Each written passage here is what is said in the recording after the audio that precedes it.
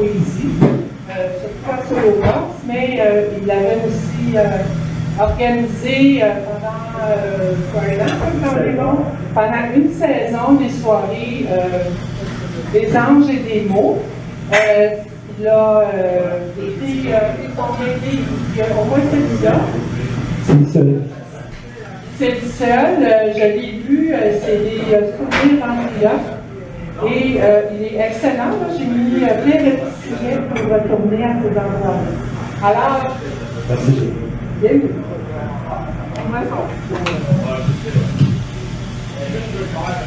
Bonjour tout le monde. Je vois beaucoup de visages que je connais. C'est un endroit qui me rappelle des beaux souvenirs. Alors, je suis content de vous voir rassemblés ici pour le double lancement de Jocelyne aujourd'hui. Et puis, je vous remercie aussi d'avoir été patient. Je reviens de quelques jours dans Charlevoix et j'ai perdu la notion du temps. Alors, je vous remercie d'être là. Moi, je te remercie d'avoir accepté d'amener l'événement. Merci beaucoup, Jocelyne. C'est un plaisir d'aller là.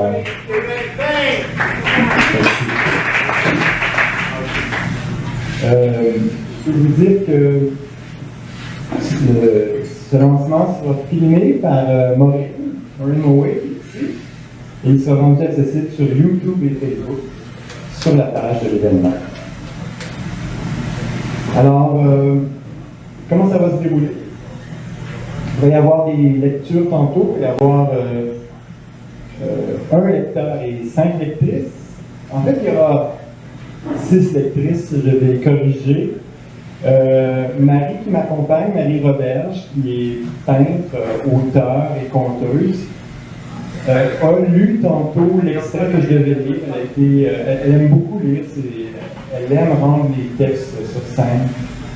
Et puis, on a décidé d'un commun accord que c'est elle qui lirait le texte parce qu'elle était très enthousiaste. Alors, les 6 lectrices seront donc Zara Ansari, Lorraine Lapointe, Diane Ross, Maureen Moway et Jocelyne. Là, Jocelyne, c'est bien toi ou c'est Jocelyne Girard? Je sais ça? C'est Jocelyne moi. C'est Jocelyne toi. Parfait. Donc, il va y avoir un tirage plus tard pour déterminer l'heure de lecture. Mais Maureen ne veut pas t'en parler. Elle veut pas t'en parler. OK.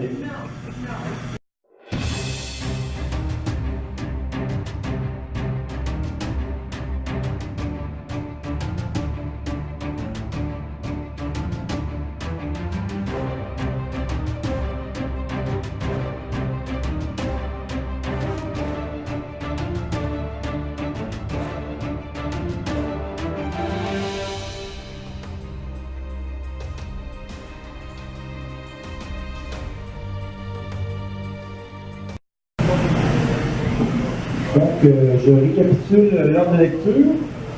Ce sera tout d'abord Marie, suivi de Marie-Robert, suivi de Diane Ross, ensuite Jocelyne. En quatrième place, ce sera quatrième dans l'ordre Zara Ansari. Ensuite, Maureen en cinquième, et c'est Lorraine qui conclura.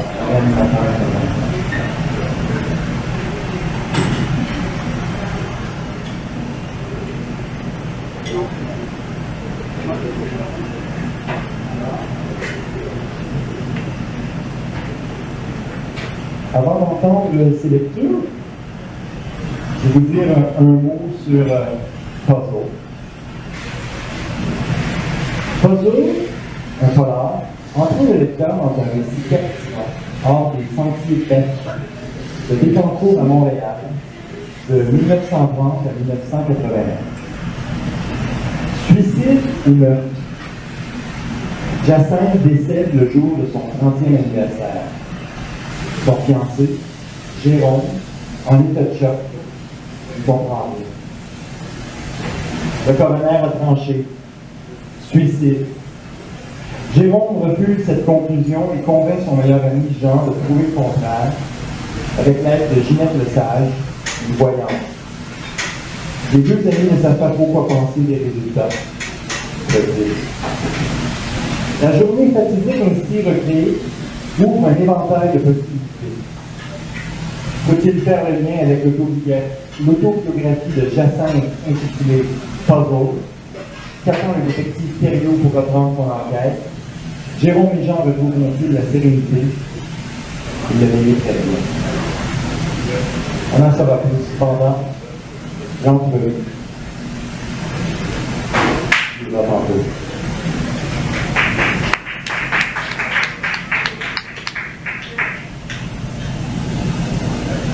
Ensuite, je vous dis un mot sur Jouer avec le feu, qui est le recueil de poésie qui est également lancé aujourd'hui. Pour Jocelyne, il s'agit d'un troisième recueil. Ça fait suite à Ces ombres qui nous caressent et la confrérie des poètes retrouvés. Et le recueil comporte 8 illustrations de l'auteur, y compris celle qui apparaît en page d'ouverture.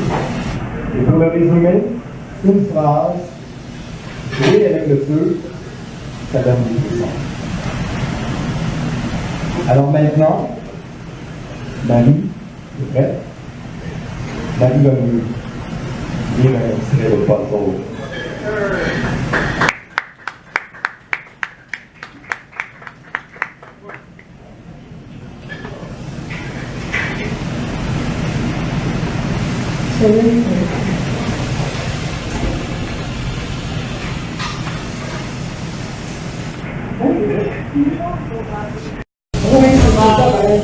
Plus fort, hein? Si je peux raconter, je suis allée des funérailles, j'ai pas de mémoire, j'ai vraiment énormément, je pense que vous avez bien entendu. Je le pratique. Merci. Jacinthe est le climat québécois. Le climat québécois, défini comme une température de catégorie continentale, s'avère pourtant l'un des plus près de la planète, avec ses écarts extrêmes de température et parfois dans la même journée. Un public de 4 saisons. L'hiver, comme un mari cyclotilier aux fréquences d'humeur, élément valorisant de patience et de tolérance. Vu que le Québécois moyen subit la température, il lui arrive en hiver de devoir annuler des sorties en raison des alertes de mauvaises conditions routières. En été, pour jardiner et s'occuper du terrain, il s'attend à ce que le soleil dépende à mais lorsque le miracle se produit, il a tendance à sortir pour profiter de ce beau temps si rare. On dirait que l'étudiant moyen peut un flambule, elle vivre sur la porte de la nuit. Souvent, il attend la dernière minute pour rédiger ses travaux, puisant même une source d'énergie, semble-t-il, inépuisable. A-t-il peur de perdre son temps en agissant comme lui? Plusieurs se complaisent dans cette précipitée d'année syndrome. Jacinthe, quant à elle, n'avait jamais attendu à la dernière minute pour effectuer ses travaux. Tout devait se faire selon un ordre précis et chronologique, une bonne façon d'éviter un stress épuisant. Elle poursuit ses réflexions. Qu'on veuille ou non, au Québec, elle finit par s'adapter au climat. Un poste, une sujet de conversation. Presque un deuxième sport national après la procrastination. Je commence parce que c'est là les choses. Presque un deuxième sport national après la procrastination. On ne peut passer une journée sans parler de température. Tradition oblige. Toute bonne conversation débute par bonjour, comment ça va? Après la réponse, il s'ensuit une longue litanie. Il fait trop chaud, trop froid, trop humide. J'ai mal aux os, j'ai hâte qu'il fasse soleil, j'ai hâte que l'hiver arrive, pas drôle avec la forme des neiges, les embarques sur les rivières, pas drôle toute la pluie avec ça, les maisons inondées, pas drôle, mon terrain détrempé, m'empêche de commencer mon jardin, la canicule, plus capable, petite la neige, plus capable. Oh, c'est beau les couleurs d'automne, je déteste et une femme à la Saint-Jean-Baptiste à Borne et Ville-de-Char. Ça conduit mal sur les routes, sur les vitrines de feuilles mortes, mouillées. Oh, le pollen sur les vitres, oh, les bourdons écrasés sur nos pare-brise, les maringouins, ça vit plus ou non pour aller autant. Heureusement que je vis à Montréal, il y a même des vitres. Oh, les rues crevassées, avec les hivers moins durs, on aurait des routes qui ont de l'allure. En réalité, nos écarts de température dérangent tellement que même l'asphalte se contracte sous la peau et nous laisse des micros dans les chambres. S'il parlait, l'asphalte, il se plairait autant que nous. Le climat crée aussi des liens d'amitié improbables, les abeilles douces. Il fait beau, hein? Ça fait du bien. Les Québécois, dignes survivants des premiers colons venus s'établir dans cette jeune contrée, ont hérité de leur courte vie d'ancêtres d'une extraordinaire capacité d'adaptation et d'invention, prônant leur résignation face aux intempéries, profitant de leur sédentarité pour développer une patience infinie, tout comme les Suisses. À la place des premiers colons, se dit Jacinthe, je me serais sans doute évadé de la Nouvelle-France pour le premier bateau en partance vers l'île du Sud. Voilà.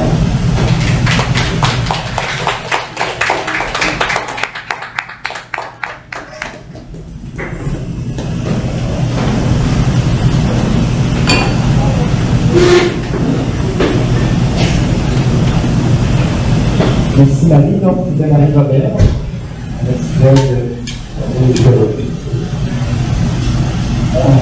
on poursuit. Notre prochaine lectrice avait écrit un recueil très touchant il y a quelque temps, la 5e saison. Alors on va lire les vidéos.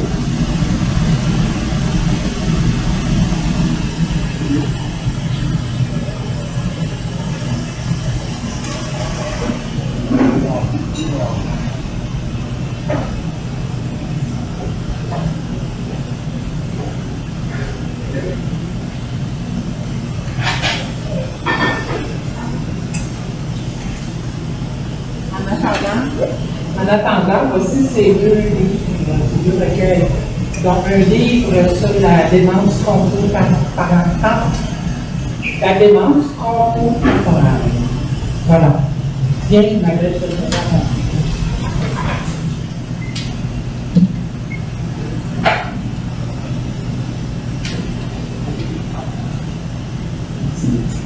Alors, je prends un petit moment pour vous présenter Diane. Fille de Pointe-aux-Trembles, Diane Ross a écrit 4 recueils de poésie. J'écrivais mes peintres, les membres de l'UNESC, et de l'association Artistes Pointard. On retrouve sur la 4e couverture de son dernier recueil, la 5e saison, le texte que Jocelyne a écrit à la demande de Diane, L'ignorance et l'enfant. Ce qui m'éblouit dans ce recueil, la sagesse de philosophe de son auteur et sa capacité d'émerveillement, une femme phénix, résiliente et sans crainte de montrer sa vulnérabilité. Comme un soir de pleine lune, Diane Ross sert de phare venant éclairer la beauté cachée des ombres grises. Elle nous touche avec les mots du cœur, au crépuscule de la vie, nous faisant admirer les splendeurs du coucher de soleil plutôt que de nous laisser dormir d'un sommeil sans rêve. Une grande poétesse à lire et à relire, la 5e saison deviendra rapidement votre livre de chevet. Très jeune, Diane a manifesté du talent pour l'écriture, le dessin et le théâtre. Elle donnera priorité à l'écriture. 2 petits recueils ont été achetés par la Bibliothèque nationale du Québec. Elle a aussi publié dans divers ouvrages collectifs, dont Coup de plume, La Révolution poétique, le coffret 1000 mots d'amour des impatients et Collision et coïncidence, publié en France. C'est d'ailleurs au cours du lancement organisé par Jocelyne pour le Québec qu'elle a connu Diane. Leur amitié fut instantanée. En 2011, Diane publie aux éditions Libère un essai intitulé Les ombres dans la tête, affronter la démence frontotemporale, paru au Québec et en France. Diane, qui souffre de cette maladie dégénérative, a surmonté tous les pronostics reçus en 2010, comme le soulignait Jocelyne tantôt. Elle va mettre 3 courts poèmes: Envolé, Entre l'arbre et l'écorce, Courage dans l'adversité. Ces 3 textes sont tirés de Jouer avec le feu. Accueillons Diane Ross. Merci. Avant de commencer, je pensais que ce monde pour vous raconter une petite affaire historienne qui m'a beaucoup fait rire. Je parlais à Jocelyne cette semaine et en tout cas, je suis contente que ton livre soit sorti, blablabla, parce que quand je voulais qu'il sorte avant, le temps de toute ta tête. J'ai dit, voilà une femme prévoyante et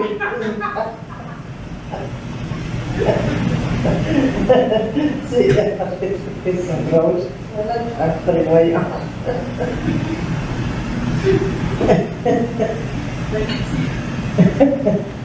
Alors, je vais donc vous dire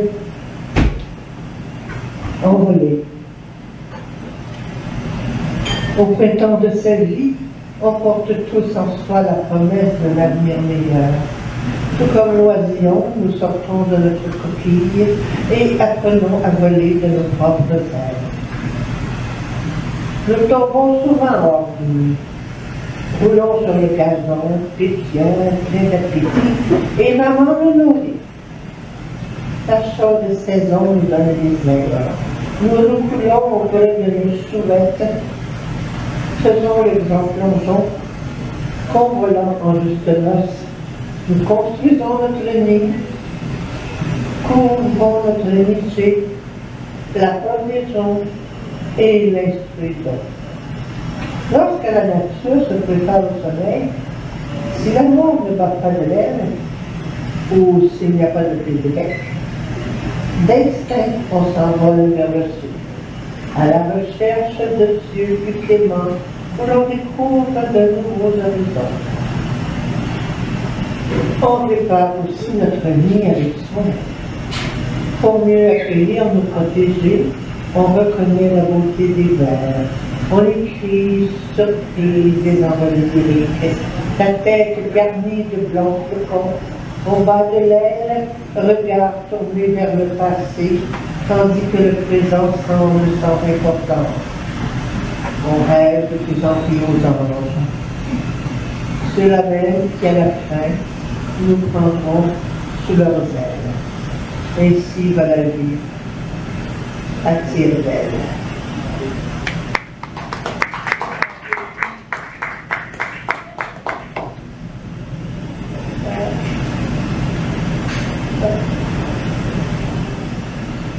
Entre l'arbre et l'écorce. Moi, pour changer de vie, ça va pas changement, c'est clair. Un poème habite la forêt, poésie. Entre l'arbre et l'écorce discordée. Voici qu'un poète de passage, se croyant au-dessus des racines de sa sève, que dis-je? Un malheureux. Rêve une allégorie à l'infini, d'au moins 1000 mots et une ligne peaufinée, ambition démesurée, manque de fini. Rien n'est fait, pas plus d'imagination pour l'immense, il n'a pu créer qu'un seul poème à son image, vide, triste, sans âme et sans adage. Il reconnaît avoir perdu la face. En noircissant inutilement des dizaines de pages, le poète quitte la forêt, l'âme en deuil. À son tour, puis entre l'arbre et l'écorce, il retourne chez lui, mine brisée par l'exil de l'orgueil, médite là-dessus, sans espoir et sans force. Un poème habite un arbre, détruit, coincé entre la sève et l'écorce discordée. Il attend toujours une pluie, le grand amour de sa vie. Un auteur humble, doué et sage, à la plume d'amour, qui un jour recevra de lui 1000 vers inspirés en retour.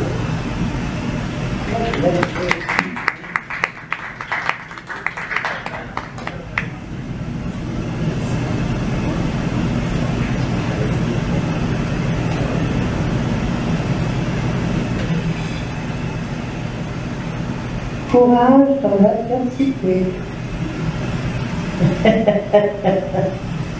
C'est pas bon, je crois que c'est écrit pendant le bronze à Jocelyne. En quarantaine, pour une semaine, dans la soixantaine, je me démène avec ma petite Hélène, ou sans migraine, sinon, acétaminophène. Dieu et narine en fontaine, papier mouchoir je traîne, consommation à la chaîne. Je vois flou à chou. Sous la robe, je m'enrobe de fric vaporobe. Trop quétaine, je me dérobe, beaucoup plus peur de l'opprobre que des microbes. Et voilà. Alors, merci Jocelyne d'écrire des textes comme ça. Alors, c'était Madame Diane Ross, une très bonne amie de Jocelyne, et comme Jocelyne, une dame au grand cœur. Alors, je dis ce que je pense. Ça, c'est un jaloux. Il n'y a pas tant de partager. Alors, on va poursuivre maintenant avec Zara Ansari. Alors, particulièrement, c'est autour de la tête d'affiche. Jocelyne. Un mot sur Jocelyne Langlois. Elle est née et vit toujours à Montréal. Et pendant une vingtaine d'années, elle était dans Hochelaga Maisonneuve, où elle a étudié, commencé à écrire de la poésie. Elle vit à la salle depuis 1981. Détentrice d'un certificat en traduction de l'anglais au français de l'Université McGill, elle a gagné sa vie surtout en tant qu'adjointe juridique pendant plus de 30 ans et en faisant de la traduction à la plume. En 2009, elle devient membre du RAD, regroupement des artistes en art visuel. La même année, elle reçoit une bourse de la fondation G.W. McConnell pour le projet My Diverse Community, a Walk About La Salle's Multicultural Community de l'école Académie St. Lawrence Senior. Elle a étudié l'enseignement des beaux-arts à l'Université Concordia de 1996 à 1998. Son implication communautaire lui a valu diverses formes de reconnaissance, dont un article dans le livre des biographes Denis Gravel et Pierre F. McDuff, une biographie lassalloise, 2014. La même année, elle devient membre de l'UNEC, donc l'Union des écrivains québécois. Voici une liste de ses principales publications. Ces ombres qui nous caressent, un recueil de poésie paru en 2014. Aussi un autre recueil de poésie paru 2 ans plus tard en 2016, La confrérie des poètes retrouvés. Et maintenant, on va parler des 2 œuvres lancées aujourd'hui. Jouer avec le feu, un recueil de poésie. On va entendre des textes un peu écrits par Diane. Et un grand accomplissement, un roman. Combien de pages, Jocelyne? 440 pages. 440 pages. Puzzle, c'est un polar et un thriller. Écrit Commencé en 1984 avec 250 pages. Avec les aléas de la vie, j'ai dû le mettre de côté. J'ai repris en 2013 et j'ai calculé avoir travaillé environ 3 années à temps plein là-dessus, avec beaucoup de rebondissements, de contraintes, d'adversité, mais l'adversité, c'est ma force. Alors, ça a donné ça. Tout le long, j'ai eu des chances extraordinaires. On va regarder un petit peu pour l'entrevue. Hein? Oui. Ça va avoir 444 pages, j'adorais le chiffre, mais ça correspond au nombre 12 qui, dans le tarot, représente le pendu, donc le bénévolat et le sacrifice envers autrui, c'est à peu près ce qui est dit. Voilà.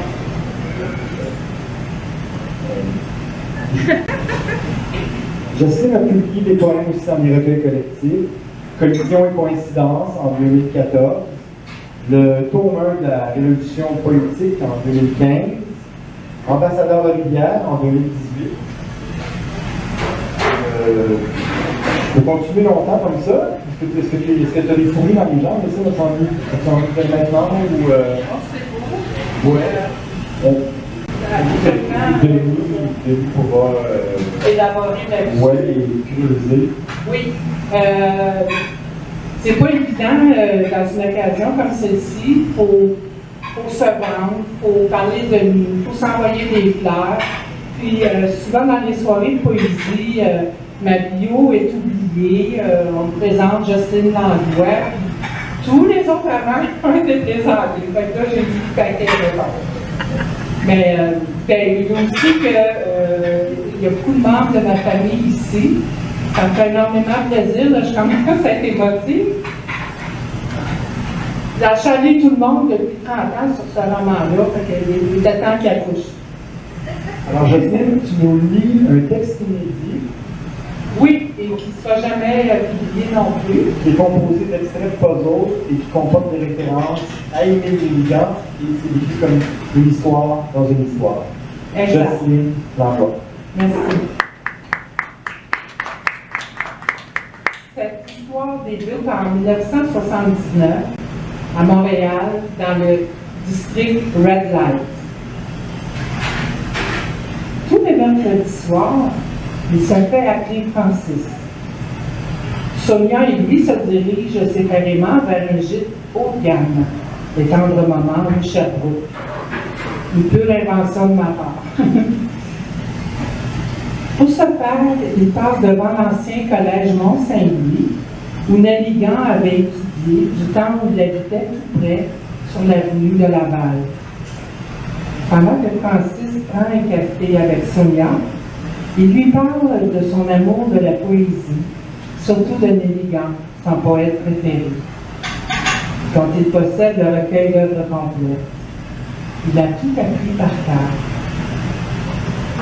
Heureux de se trouver ensuite dans une chambre portant le nom de son idole littéraire, Francis récite par cœur à Sonia « Rêves en flou ».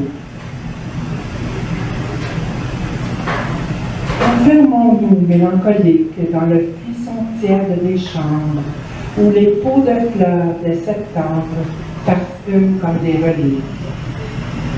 Tes cheveux rappellent les ambres du chef des Vierges catholiques au vieux tableau des basiliques sur les ors charnels de tes membres.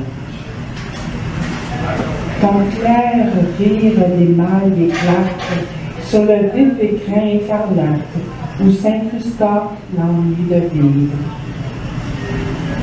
Ah, puisses-tu vers l'espoir calme faire surgir comme une palme mon cœur cristallisé de givre. Sonia tombe sous le charme. C'est la première fois qu'un homme lui déclame de la poésie. Francis rompt la magie en verrouillant la porte. Plus tard, il survient un accident et Francis se sauve. Alors qu'il repasse devant le Mont-Saint-Louis et son long muret surmonté d'une clôture en terre forgée, Nelligan vient le narguer en lui récitant son réputé poème « Vaisseau d'or ». Francis, qui a juste envie de se boucher les oreilles, s'éloigne au plus vite et sans y penser, emprunte la rue Laval.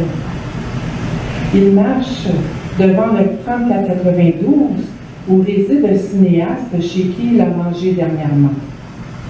Quel plaisir ils avaient eu. Francis s'évertue à retrouver son calme, mais le vent s'élève et se faufile entre le feuillage et les arbustes. Méligan lui souffle à l'oreille le vent triste de l'automne. Avec le cri qui sort d'une gorge d'enfant, le vent de Paris bois, funèbre et triomphant, le vent va, le vent court dans l'écorce qu'il fend, mêlant son bruit soudain au bruit d'un olifant. Puis voici qu'il s'apaise, en dormant ses furies, comme autant au jouant dans les nuits attendries, son violon berçait nos roses rêveries. Chose qui parfumait les ramures fleuries. Comme lui qui fatal s'élevant, et gronde et rage et qui s'était aussi souvent, ô femme, ton amour est parallèle au vent. Avant de nous entrer dans l'âme, il nous effleure. Une fois pénétré pour nous briser, vient l'heure où, sauvés par des bris de nos cœurs d'homme, il pleure. Francis a beau admirer Méligan, la peur le tenaille jusqu'au carré Saint-Louis, avec sa fontaine et ses sentiers de promenade. Devant le 112 Laval, Francis remarque avec effroi la plaque commémorative de Méligan qui y avait habité. Encore lui! Francis entend une voix caverneuse, tout droit sortie du siècle dernier, lui réciter les vieilleries. Que vous disent les vieilles rues des vieilles cités, parmi les poussières accrues de leur vétusté, rêvant de choses disparues? Que vous disent les vieilles rues? Alors que vous marchez tard pour le rendre hommage, de plus d'une âme de vieillard, nous sommes l'image, disent-elles dans le plus d'art, alors que vous y marchez tard. Comme d'anciens passants nocturnes qui lorgnent nos murs, qui longent nos murs, en ceux ayant les noires urnes de leurs ans impurs, s'en vont les remords taciturnes, comme d'anciens passants nocturnes. Voilà ce que dans les cités, maintes vieilleries disent parmi les vétustés des choses acquises, parmi vos gloires disparues, ô mornes et mortes cités. Du brouillard. Francis en avait vu à son réveil. Il aurait dû rester à la maison. Il n'en peut plus de Méligan et court avec son gros attaché-caisse, tentant de chasser le poète comme s'il s'agissait du spectre de sa propre mort. Francis voit au loin l'impressionnant Hôtel-Dieu. Ah, c'est là que sa mère est venue accoucher de lui. Le fantôme de Méligan rôde encore, embrouillant son cerveau. La mère de Francis ne l'a jamais aimé. 2 ans plus tard, à Sainte-Anne-des-Plaines, Francis restaure son livre de chevet, une belle édition rare, au coin maintenant usé, et choisit au hasard le poème Les Corbeaux. Il laisse son esprit vagabonder sur cet oiseau, réputé pour son intelligence et son organisation sociale. Comme moi, se dit-il, corbeau mal aimé par charognard, Francis se dit, encore moi, une charogne.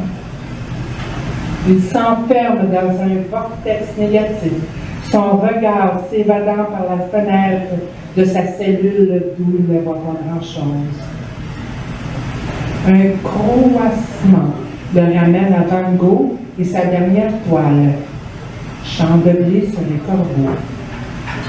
Ciel foncé et menaçant au-dessus de 3 chemins, allant dans différentes directions, et corbeaux noirs. Le peintre s'est suicidé quelques jours après l'avoir peinte. Francis se dit « Je n'ai pas de revolver, moi.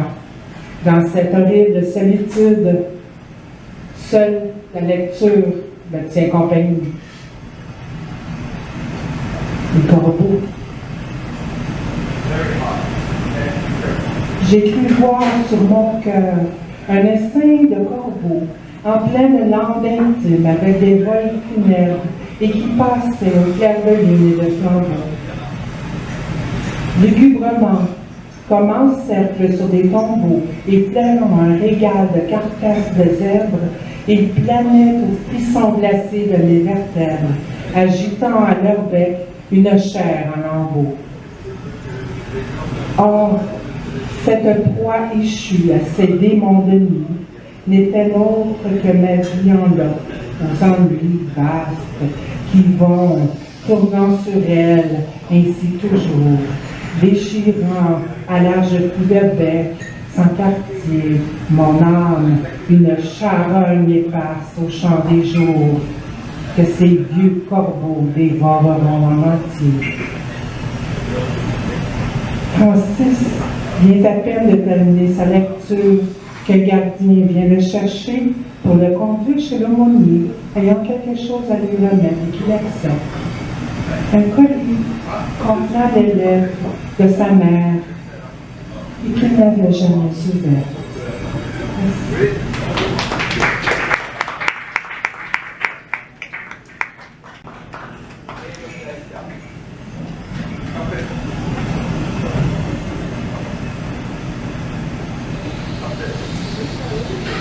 Merci beaucoup, Jocelyne.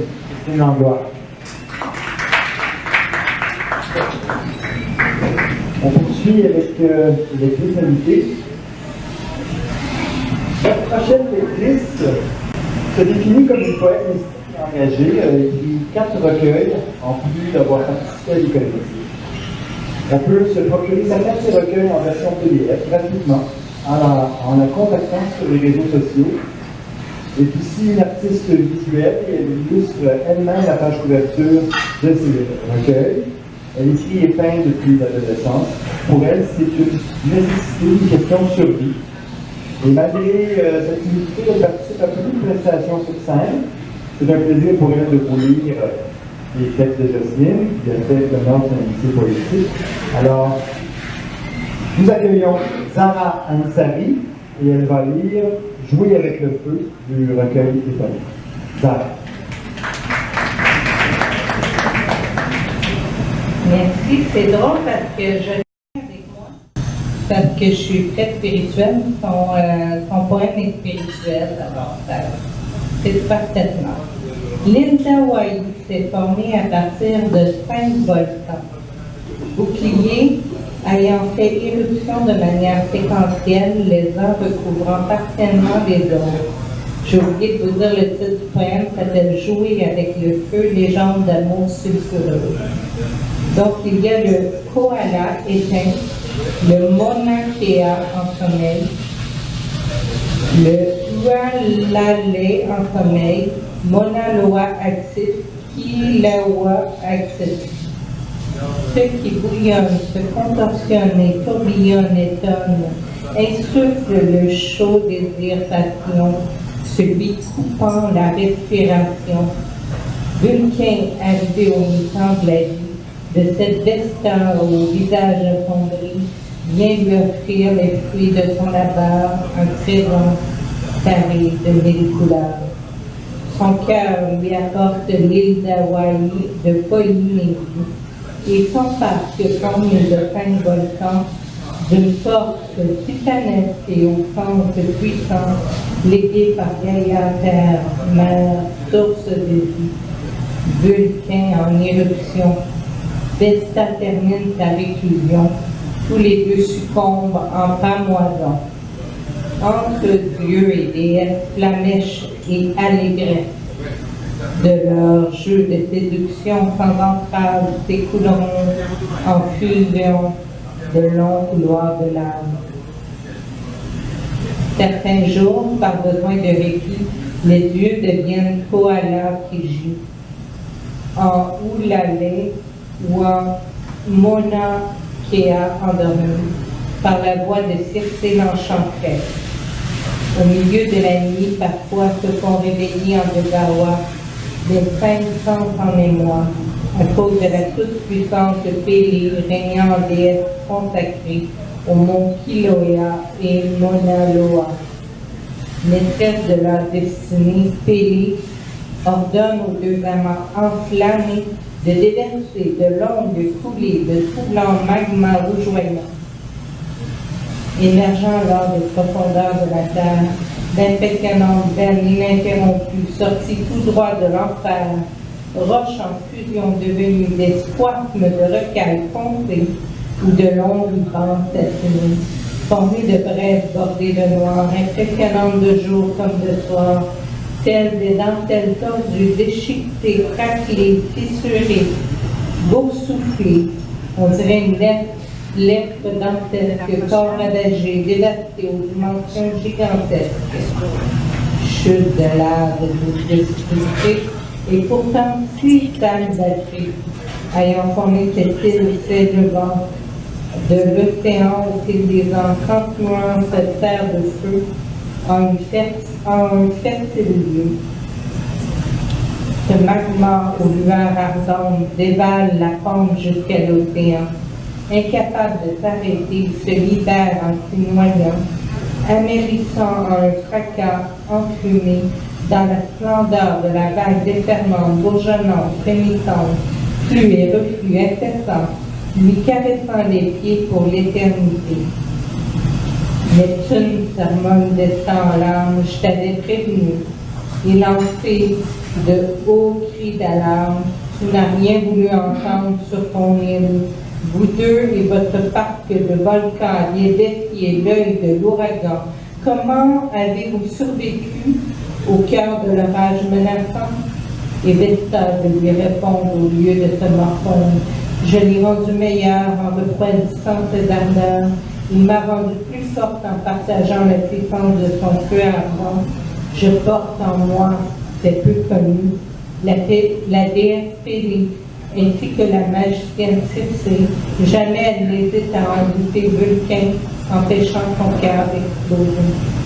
Destin met bien un printemps précoce, fatigué d'un amour aussi féroce, espère une terre féconde près du feu, café collant et jours heureux. L'entendant, Vulcain se calme en se fait prévenant.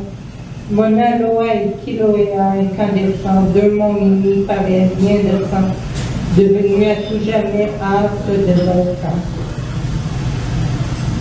La nature, tout comme le phénix, se détruit au coucher du soleil obscurci, puis se reconstruit à l'infini. Certains meurent de leur belle mort, préférant un amour platonique, ni joyeux ni triste de leur tort.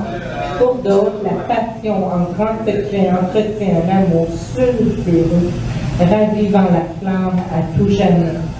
Mieux vaut jouer avec le feu et se brûler les ailes plutôt que de passer à côté d'un amour charnel, passionnel, pouvant devenir fusionnel au-delà de l'éternité. Merci à vous. Notre prochaine lectrice.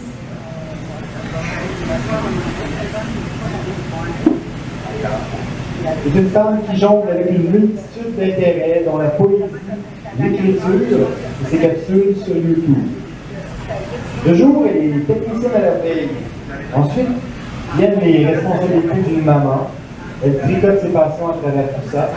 Elle pense même sérieusement à se faire cloner pour prendre les bouchées d'eau. Elle aime la vie et les gens. Autodidacte à ses heures, elle a aussi une collection de certificats et diplômes dont elle garde le secret. Maureen, ou Mo, pour faire plus court et plus simple, est native de Montréal, il y habite depuis toujours. Il y habite toujours. Cette année, elle a décidé qu'elle allait sortir de sa zone de confort. Une des raisons pourquoi elle a accepté de lire un extrait. Nous allons entendre le slam Gilles Trac, c'est tiré de ses ongles qui lui caressent. Voici Maureen Moway.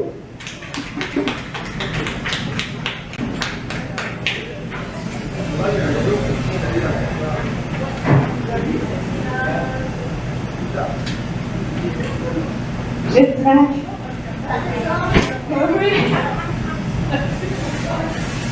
J'ai le trac. Je me sens traquée. Un peu tracassée, mais pas détraquée. Effrayée par ce micro, aimeriez-vous mes propos un peu rétro ou est-ce trop? J'aimerais mieux vous faire rire avec des petites vites que de me faire conduire dans Louis Hippolyte. J'ai les jambes molles. Pour vrai, il tremble aussi. J'ai peut-être l'air d'une folle. Je prendrais bien une molle avant de perdre la boussole. J'ai pas de bac. Mon cœur fait tic-tac. Je deviens insomniable quand la panique m'attaque. Il ne faut pas que mon courage, ça serait bien dommage, qu'il prenne de l'âge, et puis que je m'en parle. J'aimerais faire un tabac avant de fumer, au lieu de broyer sur ma nervosité. Je me sens comme David devant Goliath. Pour éviter ce vide, il faut que je fasse ma semaine. Même si je me sens tout croche, je cherche une petite roche. Je ne veux pas être moche, même si je n'ai pas de roche. Mes oreilles bourdonnent, mes orteils frissonnent. Voulez-vous une chanson avant que je sorte la tonne? Mon cœur bat dans mes tempes, j'ai des crampes au ventre. Faut-il que je décampe avant d'être tout crampe? Ça va être la mon dos qui fait donc chaud, j'ai les yeux de capot, j'ai des échos hauts. J'ai peur d'avoir mal au nom. Maudit que je suis stressée, je n'ai même pas pu souper ni déjeuner ni dîner. J'ai tout dégolé. Je tremble comme une feuille, je me sens bien seule. Ma langue comme dans une meule, la salive a tourné la gueule. Si au moins mes pieds pouvaient arrêter de trembloter sous moi, ça pourrait me rassurer. Comme un lutteur dans un ring, ma sueur bouline. J'aimerais donc ça que ça soigne, mais j'ai rien dans votre voisine. Je vais faire un arrêt cardiaque, donnez-moi de l'armagnac ou bien un petit snack avec des Cracker Jack. Pas de pilule dans ma sacoche, je veux de l'argent plein les poches. Mais telle la roche, la sens tout proche. Check ton front, Goliath. Je t'attaque en pleine face, rotant à ta boussac et paf! Ah ben, Simonac. Je l'ai vaincu, la timidité, puis la sérénité. Me voici à nouveau avec ce micro, à passer tout haut devant vous. Voilà tout.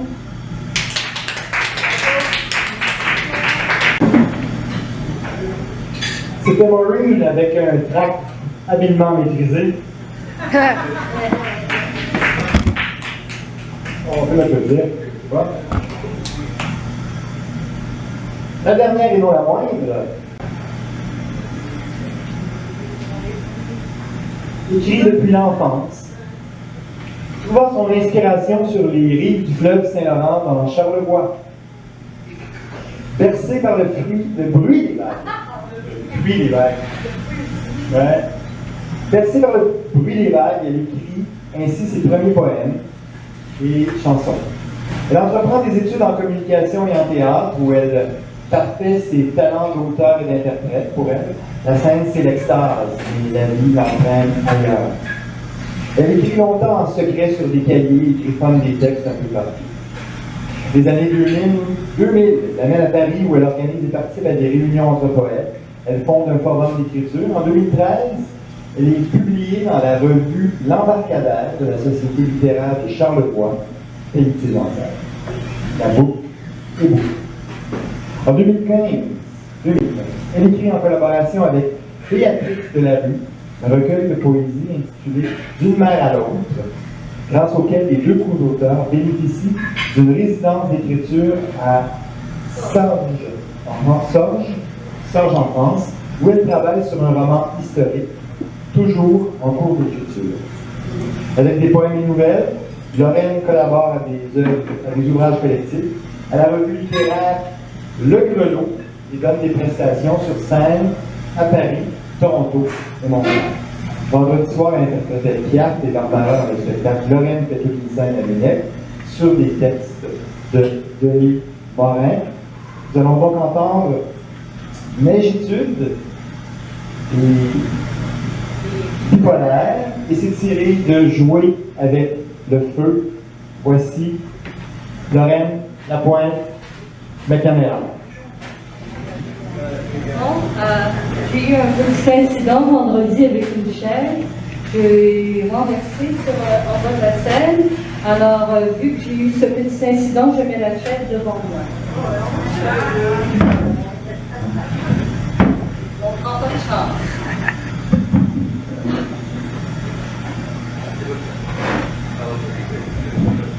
Un, deux, vous m'entendez bien? Oui?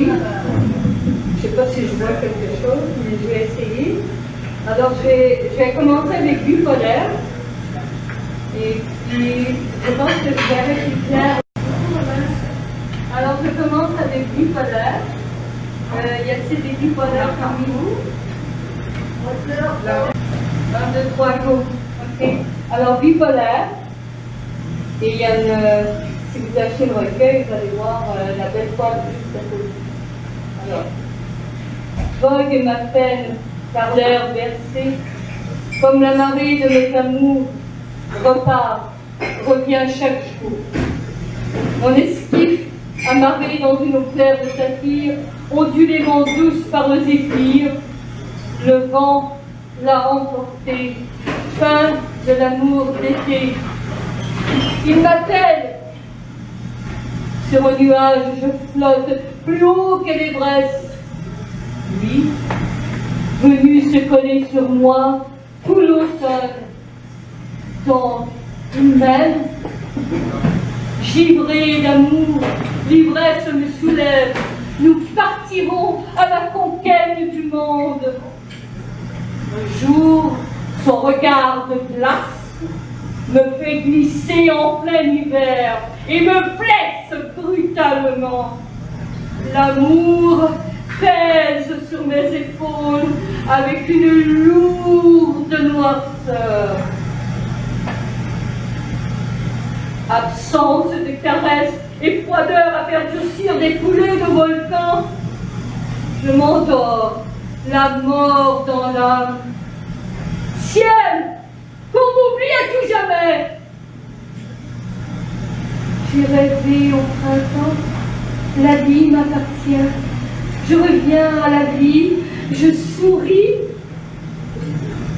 Ainsi, je tricote des hauts et des bas au fil des saisons. Bravo.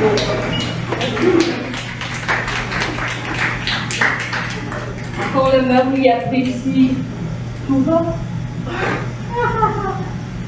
Alors là, on s'en va dans la neige, moi j'adore l'hiver, c'est encore trop chaud avec moi. Alors, ça s'intitule Neigitude, quel beau terme, n'est-ce pas?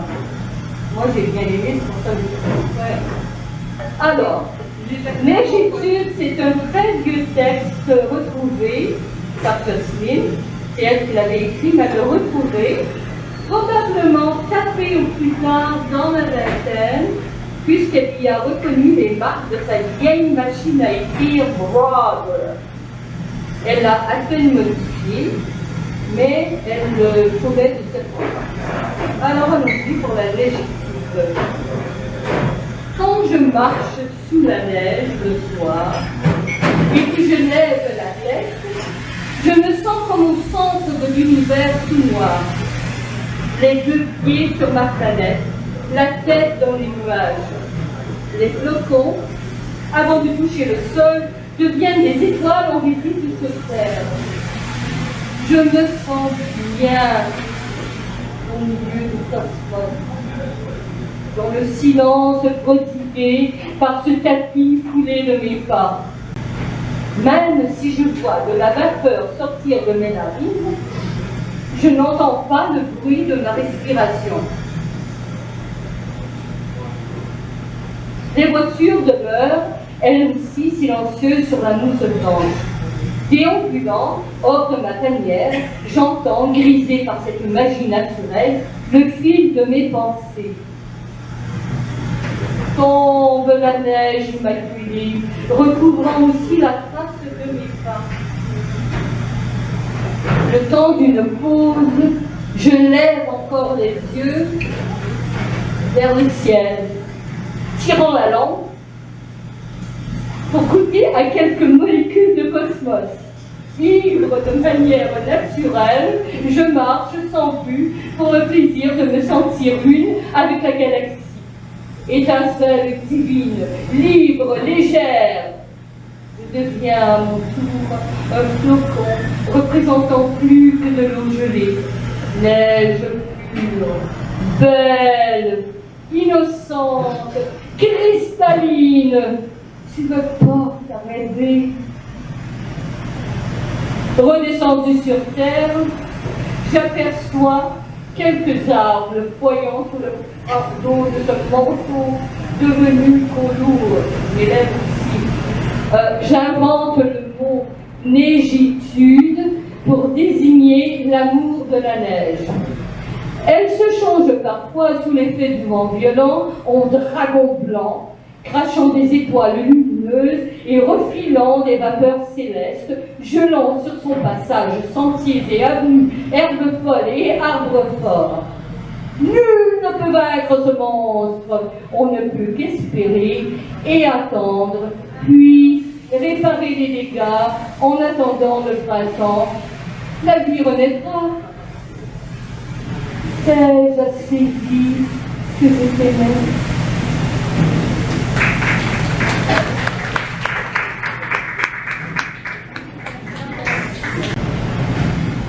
Merci Lorraine, merci. Maintenant, tout ce que vous avez toujours voulu savoir sur Jocelyne Langlois et que vous n'avez jamais osé demander. Et ce sera notre enquêteur, Denis Morin. Denis est né à Rivière-du-Loup. Il a des ancêtres français, anglais et autochtones. Dans les années 80, il a fait du journalisme artistique et il a été parolier. Au milieu des années 90, il rédige des pièces de théâtre à caractère religieux. Au fil des années, il écrit un polar, des recueils de poésie sur le monde monastique catholique, 2 pièces de théâtre à caractère spirituel et surtout des recueils de poésie biographique consacrés à Camille Claudel, Barbara, Piaf, Rodin, Félix Leclerc et Modigliani. Le tout est publié en France. Ces recueils, Camille Claudel, La valse des gestes et Félix Leclerc, L'homme et la poésie, ils font remporter le prix français d'auteur sans piston pour le Canada en 2016 et en 2017. Depuis 2015, il collabore à des projets en audio et en 3D avec Adrien Web Art et la chercheuse Jenny Lewis qui travaille au projet intitulé Femmes dans l'art. Il est vice-président de l'association de poésie Tous les arts de Saint-Eustache. Depuis 2016, il anime leur café littéraire. Il a présenté vendredi à l'UNEC son spectacle intitulé Lorraine du Seine-Saint, où Jocelyne était présentatrice. Lorraine, c'est celle qui a lu la poésie de Jocelyne il y a 30 secondes. Alors, dans sa page, Denis a une page Facebook et 2 blogs. Donc, pour parler de ses livres et pour faire de la critique des livres qu'il lit. Voici donc Denis Morin qui va nous cuisiner gentiment, Jocelyne.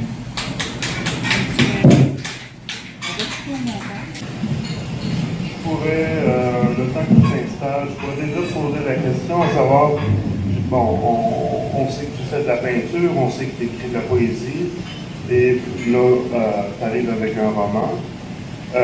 Est-ce que c'est le même état d'esprit dans ces 3 genres de création-là, où moi je compare souvent la poésie à du parfum, alors que quand on arrive dans un texte plus long, c'est comme plus dilué, ça demande plus de souffle. Le souffle que j'en ai, comme tu as pu voir, Oui. j'ai la même attitude envers la création en art visuel qu'avec l'écriture. L'écriture, j'ai comparé ça à des robinets de cuisine. Il y a l'eau chaude, il y a l'eau froide. OK. Tu as le jet qui sort. Si tu coupes l'eau chaude, tu gèles. Si tu coupes l'eau froide, tu brûles. Oui. C'est comme ça que j'ai laissé venir toutes les idées de puzzle. Ça a été un très long processus. Donc, tu es en train de dire que tu te laisses porter par les personnages. Est-ce que tu avais un canevas défini de dire j'ai tant de chapitres à faire ou je veux que mes personnages aillent dans telle direction ou au-delà de ça, tu t'es dit faisons confiance? En 1984, l'histoire était divisée en chapitres. Je savais exactement où je m'en allais. Il me restait seulement la conclusion à faire, l'enquête. Moi, je me disais, je vais boucler ça rapidement. Mais, comme je l'ai dit précédemment, la vie m'a entraîné ailleurs. Et quand j'ai repris l'écriture, j'ai ressenti un besoin de vérifier tous les renseignements, l'information. J'ai fait appel à plein de gens. D'ailleurs, dans Puzzle, il y a des références historiques sur le Québec des années 50, 60, et c'est très bien fouillé. Moi, ce que j'ai trouvé, c'est, en anglais, on va dire, à propos d'un roman qui se lit très bien, c'est un page turner. Donc, on commence, mais on n'a pas le goût de laisser le livre de côté, ce qui est très bon signe. Mais est-ce qu'il y a des personnages qui, au départ, étaient secondaires et finalement qui sont devenus plus présents? Tu as une très grande intuition, Denis, j'en ai pas vraiment parlé. Au début, c'est Jacinthe qui devait être l'héroïne du roman. Finalement, on a décidé, j'ai eu des prélectrices, et on a décidé de couper la partie de Jacinthe. Xavier est l'un des premiers personnages qui est venu me visiter. Ceux qui ont entendu parler de Xavier savent combien je l'aime. Il est devenu vraiment un personnage principal. Puis je repoussais toujours de parler de lui parce qu'il a un cerveau quelque peu tordu. Oui, mais c'est un personnage envoûtant. Absolument. Oui, très complexe. Et il m'a réservé plusieurs surprises. Donc, ça a défait ton plan de travail initial? Pas Xavier. Xavier, oui, en partie. Okay. C'est quand j'ai vérifié la résolution de l'intrigue au bureau du coroner. Oui. En fait, on m'a parlé du service d'identification judiciaire de Montréal, qui est un des plus réputés, sinon le plus réputé en Amérique du Nord. Et je crois que c'est Mme Guilbeault, et elle me dit, Madame Langlois, c'est impossible que nos techniciens aient manqué ça. Ben voyons donc, peut-être que le technicien faisait une dépression, il a peut-être sa blonde l'a lâché la veille. On ne sait pas. Elle dit non. Elle dit même que ces techniciens-là, ils vont avoir un petit rhume, ils n'en pas travailler parce que quand ils vont témoigner à la cour, ça peut durer jusqu'à une journée et demie. Ça doit être sans faille. Ouais. Là, j'ai eu chaud, pas à peu près. Alors, ceux qui croient aux prières au petit Jésus ou qui croient à un être suprême, au pouvoir de la pensée, ben moi, j'ai fait une petite prière. Ça a pris 2-3 jours. Et puis, quand je me suis levée le matin, c'est là que mes inspirations arrivaient, c'est là que mes personnages me parlaient. Ceux qui étaient prêts à me raconter leur histoire, ben 2-3 jours après, j'ai eu la solution. Une solution plausible. Et j'ai vérifié avec quelqu'un qui avait un problème semblable, puis ça fonctionnait très bien. Mais en tout cas, le roman, en tout cas, c'est vraiment l'écriture envoûtante. Et ça, contrairement à moi, qui ai une écriture plus européenne, plus française, c'est très nord-américain, très groundé, comme on dit, puis tu rentres dedans, puis tu racontes, puis tu amènes l'action, etc. D'ailleurs, ce texte-là est écrit au présent. Oui. Je pense que c'était voulu aussi. Ah oui, parce qu'autrement, ben, c'est qu'il y a des retours dans le passé, puis il y a un moment donné, en utilisant le passé, Au niveau de la concordance des temps. ça a facilité énormément de choses, et aussi, c'est qu'au temps présent, on entre dans la tête des personnages. Oui. Moi, j'adore ça quand je lis j'entre dans la tête des gens. Je ne le fais plus maintenant, mais quand j'étais plus petite, je me mettais souvent dans la peau des autres pour essayer de comprendre. Et je le fais encore. J'adore ça. Puis, l'écriture à l'américaine, en fait, j'ai appliqué des principes d'écriture de Stephen King dans son livre de conseils, écriture, supprimer tous les mots inutiles. Il n'y a pas de superflu, c'est efficace. C'est très Merci, efficace. merci. C'est très efficace. Moi, personnellement, à la fin, bon, je te l'ai dit, j'aurais coupé quelques pages, mais bon, ça c'est moi, parce qu'à un moment donné, bon, tu dis, OK, on va vraiment, il y a des éléments psychologiques qui se trouvent en fin de roman qui expliquent le pourquoi et le comment. Mais bon, on n'en dira pas plus, mais au niveau de la poésie, ton recueil Jouer avec le feu, je trouvais qu'il y a une utilisation de la mythologie qui est intéressante. On parle d'intuition. Et j'ai perçu qu'une femme prend enfin sa place comme écrivaine et artiste. Absolument. Est-ce que je me trompe? Absolument, tu as raison. C'est arrivé dans l'écriture de Puzzle ou même un peu avant, mais c'est vraiment avec Puzzle où j'ai constaté que le besoin d'écrire est là, et non seulement il est là, mais j'étais en train de me matérialiser. Quand, justement, dans le quartier, je faisais Maisonneuve, j'ai fait mon cours classique à l'école publique, et c'est arrivé au moment de la réforme parents. Tout ce qui m'intéressait du fond du cœur, dans ma tête, à moi, je ne pourrais pas le faire. Allez pas dans l'enseignement, il n'y aura pas assez d'élèves. Hein, on était dans les années... fin des années 60, il n'y avait pas beaucoup d'enfants. Allez pas en littérature, il n'y a pas de job pour vous autres, puis allez pas dans les arts, vous allez crever de faim. Je me suis dit, je vais faire quoi dans la vie? Je pense que tu as suivi ton intuition. Est-ce que cette prise de parole-là, au niveau de l'écriture, cette confiance-là qui est en train de se mettre en place, est-ce que ça se reflète aussi au niveau de la peinture? Maintenant, je fais plutôt de l'estampe, je fais des gravures. Okay.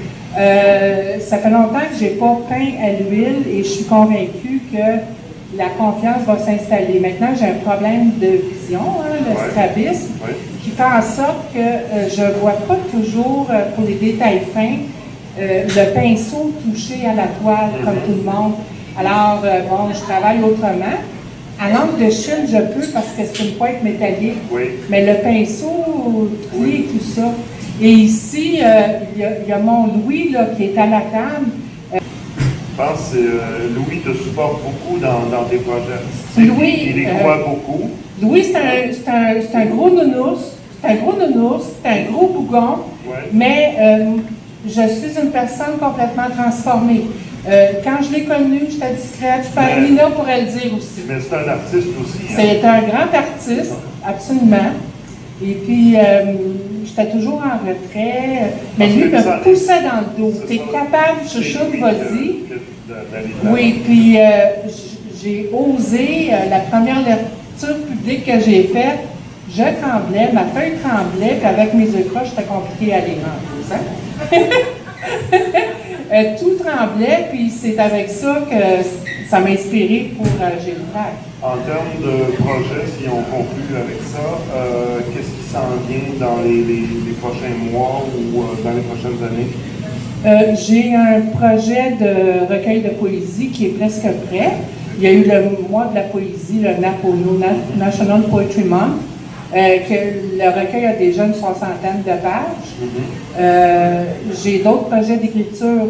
J'hésite entre un livre sur la fibromyalgie ou j'ai un recueil de nouvelles.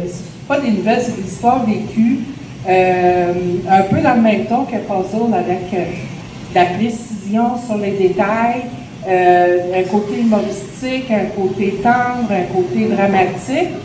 Et puis, j'ai un projet aussi qui me trotte dans la tête. On verra ce que l'avenir réserve. Il y aura peut-être des demandes de suite à Puzzle, je ne sais pas trop comment, mais bon, Parce que on ça verra. fait- Ou la partie de Jacinthe, peut-être, Ouais, qui mais n'était ça pas écrite. ferait un excellent film. Ah, merci, c'est un C'est gros compliment. On dit de moi que j'ai une écriture visuelle, Oui. puis on me dit aussi que ma peinture est poétique. Oui, parce que dans le Privilégié. roman, il y a un rythme soutenu. Donc, on veut savoir davantage, etc. Et il y a Jacinthe qui disparaît, mais il y a son compagnon de vie et son Oui, frère oui. qui cherchent à comprendre tout ce qu'il y a en arrière, et etc.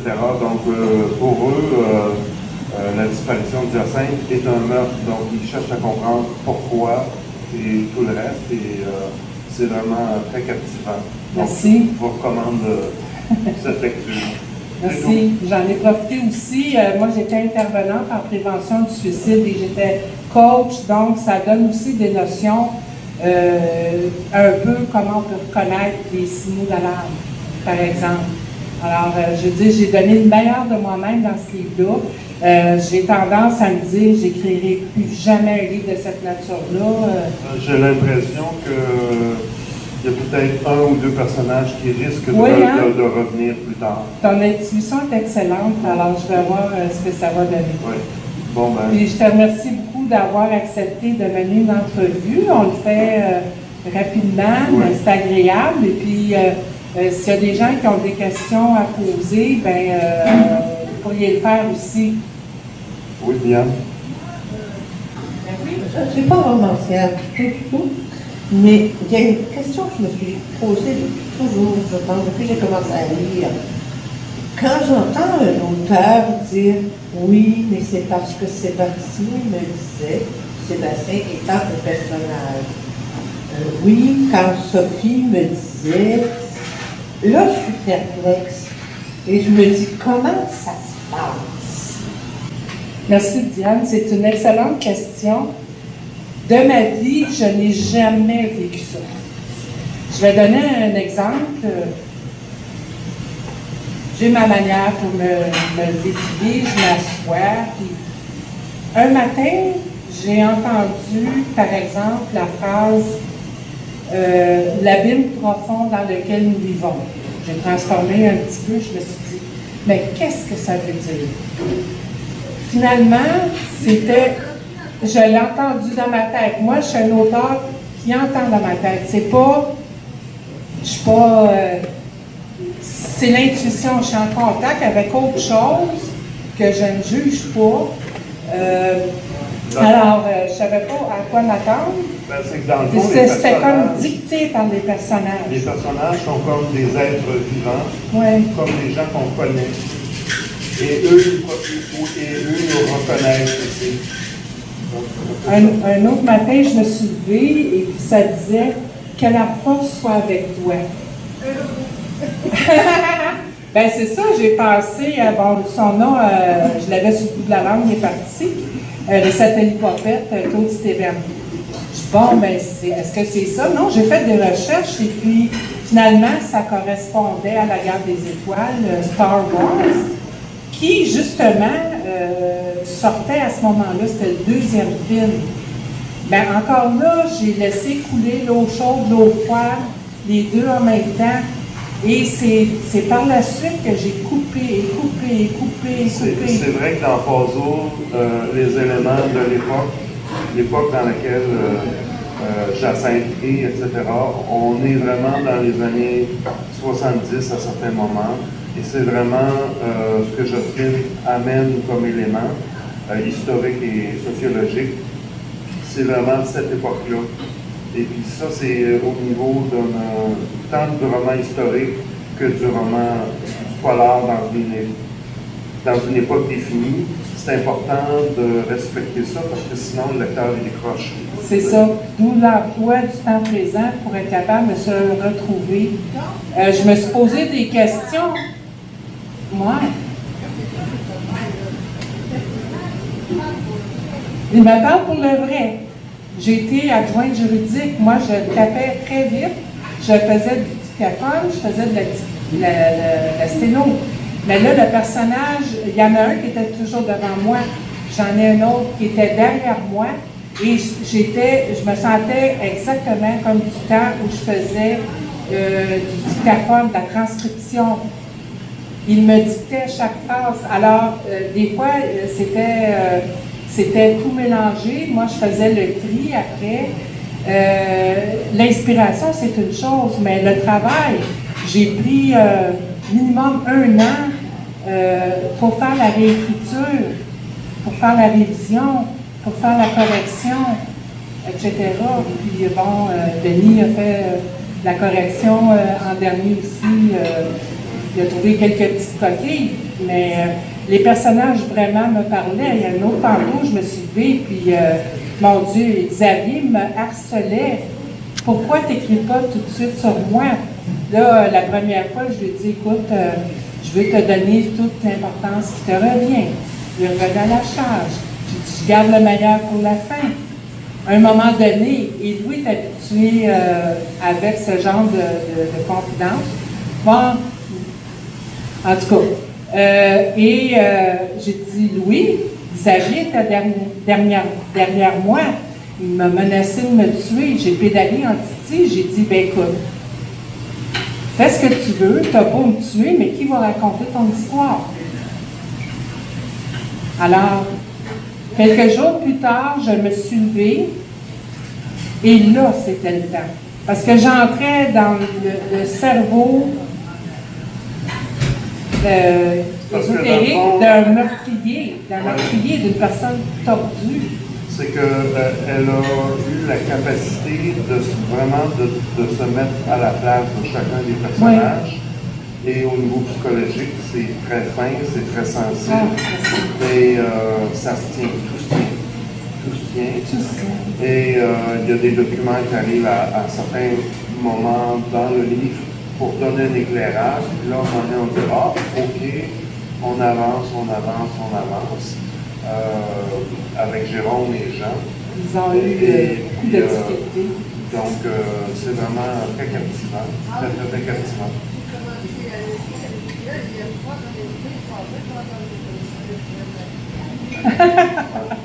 Il y a un effet un peu captivant. Il ne faut pas le lire avant de se coucher. J'ai eu des craintes, des papillons dans le ventre. Et puis, tu sais, je me demandais est-ce qu'il y a trop de détails, mais finalement, le côté historique, c'est des petits coucous. Ça m'a permis de parler un peu de l'histoire des femmes qui sont devenues un peu plus libres avec les années, d'explorer aussi l'influence de l'Église catholique sur les familles. L'éducation, également la promotion sociale de gens de conditions modestes qui voulaient avoir une meilleure vie que leurs parents, leurs ancêtres. Donc, il y a une réflexion là-dessus aussi qui est intéressante. Oui. Il y avait la vie à la campagne, la vie à la ville, et je me suis aperçue après coup que la plupart des personnages avaient dépassé leur statut social. Oui. Oui, c'est ça. J'ai eu vraiment beaucoup de plaisir. Après ça, ça a été du travail ardu, au détriment de ma santé, là, mais tout était correct à la fin. Ça en valait la peine. Oui. Bon. Hein? Oui, j'étais pressée, mais il y a le danger avec j'ai perdu un peu de poids, mais c'est dangereux de rester assis de longues heures. À travailler à l'ordinateur, mais je n'avais pas le choix, c'était comme ça. Oui. Est-ce qu'il y aurait d'autres questions? Robert, as-tu une question posée ou non? Ça va? C'est tout? Oui. Oui, c'est ça qu'on voulait dire aussi. Comme je me suis dit, on a hâte de lire le livre. Oui, j'ai fait un spécial pour le lancement.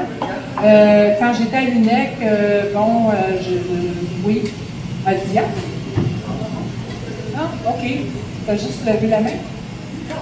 Ah, OK. Oui, d'accord.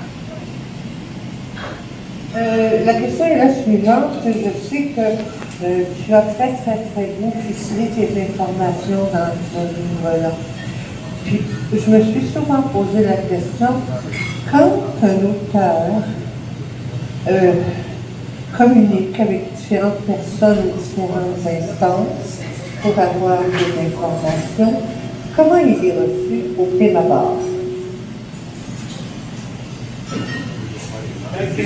Oui, question très pertinente. Une autre bonne question pertinente. Diane, je dis des fois que c'est une des personnes les plus lucides que je connais. Chaque fois que je communiquais par courriel ou par téléphone pour vérifier des renseignements, naturellement, je disais que j'étais auteur, que j'étais sur un livre. La réponse était toujours extraordinaire et on me donnait encore plus de renseignements. Je vais donner un exemple. J'ai demandé, j'ai écrit à l'associé historique de Bécancour pour avoir le nom des curés. À telle année. Le monsieur, l'archiviste, m'a donné le nom des curés de telle année à telle année, a envoyé une photo, des photos de chaque curé et une petite description du curé. Ça a été pareil avec l'association des anciens de l'externat Sainte-Croix. Il m'a envoyé un tas d'informations et je m'en suis servi. La température, c'était pareil. Je me disais, c'est une question d'intuition aussi. Sauf que février, en 1940 et février maintenant, c'est pas pareil, c'est un peu différent. Oui, c'est ça. Il y a plusieurs événements où j'avais associé de la pluie, du temps froid, de la brume, etc. J'ai commencé par ceux-là, j'étais tombée pile. C'est une de mes amies qui m'avait dit que j'avais une excellente intuition. Je disais, moi, intuitive, là. Et oui. Alors, finalement, pour d'autres événements, j'ai vérifié systématiquement la température. On peut même avoir la température quotidienne, heure par heure, le développement. C'est devenu un élément du roman. Finalement, je me suis dit, hey, au Québec, là, la température, c'est notre principal sujet de conversation. Ah oui, ben non, il pleut tout le temps. Alors, finalement,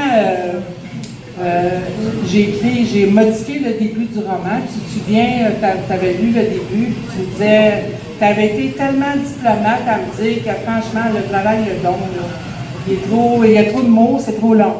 Alors, j'ai fait tout ce travail-là de peaufinage, de peaufinement, whatever. Comme je fais aussi en poésie, j'essaie qu'il n'y ait pas un mot de trop. Je vais faire des phrases complètes, mais pas tout le temps non plus. Des fois, c'est un style télégraphique, plus achevé, traitement plus moderne. La poésie permet justement de condenser, puisque le lecteur, s'il est moindrement allumé, va faire les liens et va se faire par son imaginaire sous-texte. Alors que dans le roman, il faut que tu donnes les clés, il faut que tu oui, les clés, puis ils ont eu de la misère à trouver leur réponse, c'est pas possible. Puis il y avait un ordre chronologique, je donne des dates, les dates ont une certaine importance, certaines journées ont une importance, comme tous les mercredis soirs, ils se faisaient appeler Francis. Encore. Donc, on le sait. Je voulais. Ce qui a motivé ça un peu, c'est aussi mon approche avec des choses comme les lectures de tarot, l'astrologie, pour que tout soit le plus plausible.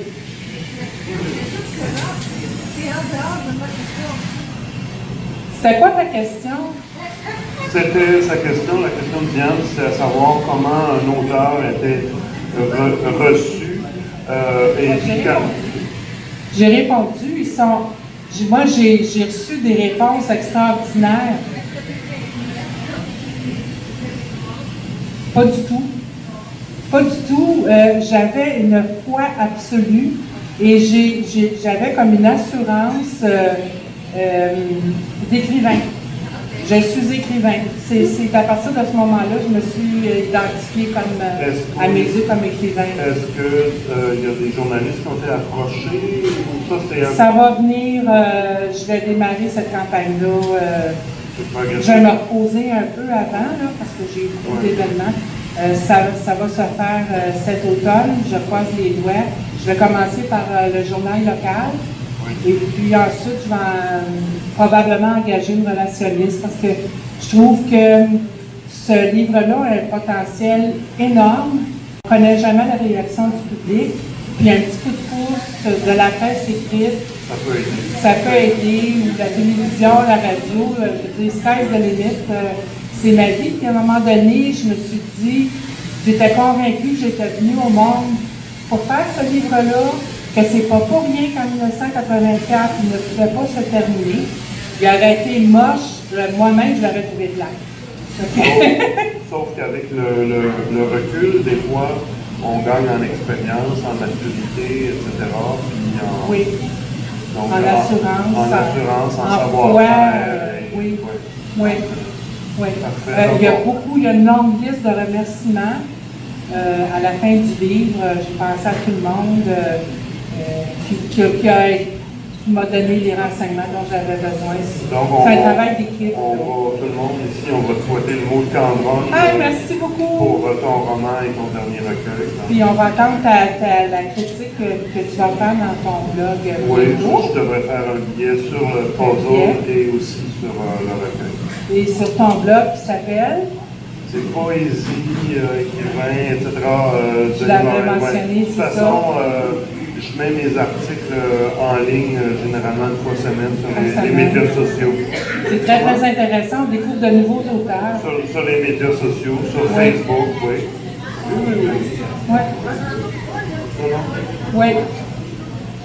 Alors, merci. Merci infiniment, Denis. Ça vient être ici un rêve pour moi.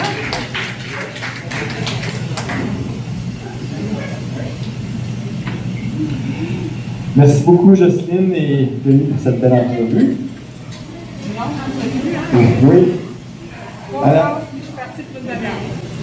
on parle de livres et c'est fun de pouvoir l'acheter aussi. Alors, ce que je peux vous dire, comment se procurer les 2 derniers livres de Jocelyne et peut-être aussi les 2 autres précédents, donc Puzzle et Jouer avec le feu.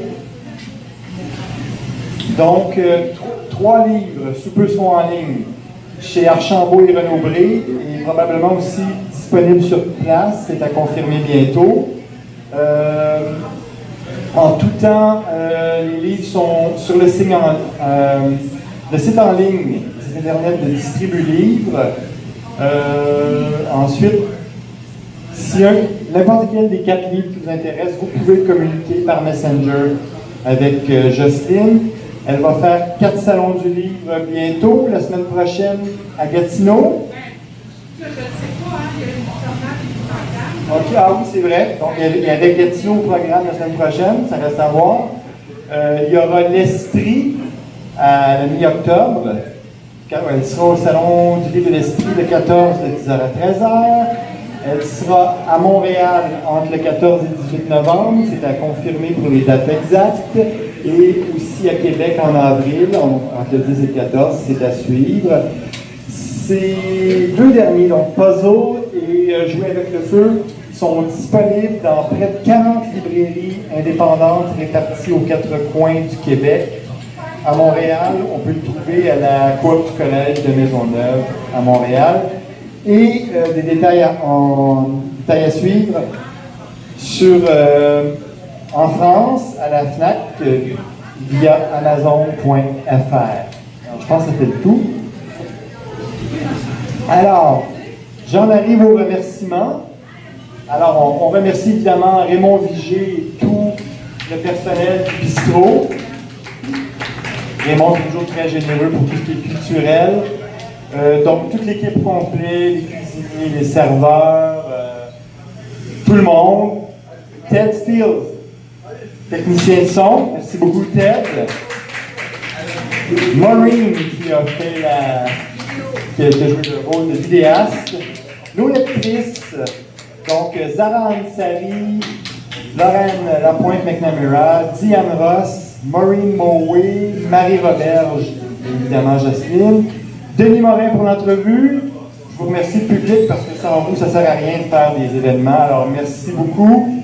Et puis voilà, alors, merci infiniment. Et un gros merci à Robert Hamel, qui a cassé ses vacances pour venir ici. J'arrivais à la fin. Et un gros merci à Louis, là, parce que sinon, il va me faire des gros yeux.